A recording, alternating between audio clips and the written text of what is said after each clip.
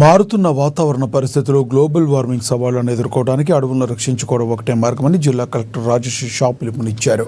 ప్రజాపాలన ప్రగతి ప్రణాళికలో భాగంగా శుక్రవారం ఆపిల్గూడలో నిర్వహించిన కార్యక్రమంలో ఆయన ఎస్పీ అఖిల్ మహాజన్, డిఎఫ్ఓ ప్రశాంత్ బాజీరావు పాటిల్తో కలిసి పాల్గొన్నారు.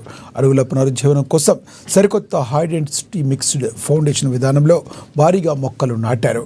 ప్రపంచ పర్యావరణ పరిరక్షణ, అడవుల విస్తీర్ణం పెంపుదల ధ్యేయంగా ప్రభుత్వం అటవీశాఖ ఆధ్వర్యంలో విస్తృత అవగాహన కల్పిస్తూ సంరక్షిస్తుందని కలెక్టర్ తెలిపారు.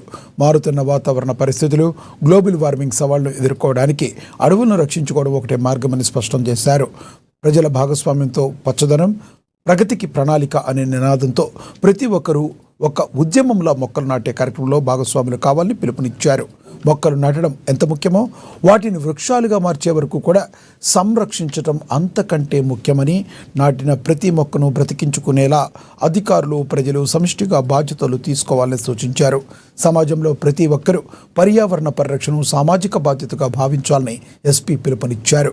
ప్లాస్టిక్ వినియోగాన్ని తగ్గించి తమ వంతు బాధ్యతగా మెలగాలన్నారు. అలాగే ప్రకృతి సమతుల్యత దెబ్బతింటే మానవాళి మనుగడకే ప్రమాదకరమని, భవిష్యత్ తరాలను స్వచ్ఛమైన గాలి, పచ్చని వాతావరణాన్ని అందించాల్సిన బాధ్యత మనందరిపైన ఉంటుందని గుర్తు చేశారు. పోలీస్ శాఖ తరపున జిల్లా వ్యాప్తంగా మొక్కల పెంపకానికి, అడవుల రక్షణకు పూర్తి సహకారం అందిస్తామని పేర్కొన్నారు. ప్రజల భాగస్వామ్యంతోనే ఈ హరిత సంకల్పం విజయవంతం అవుతుందని స్పష్టం చేశారు.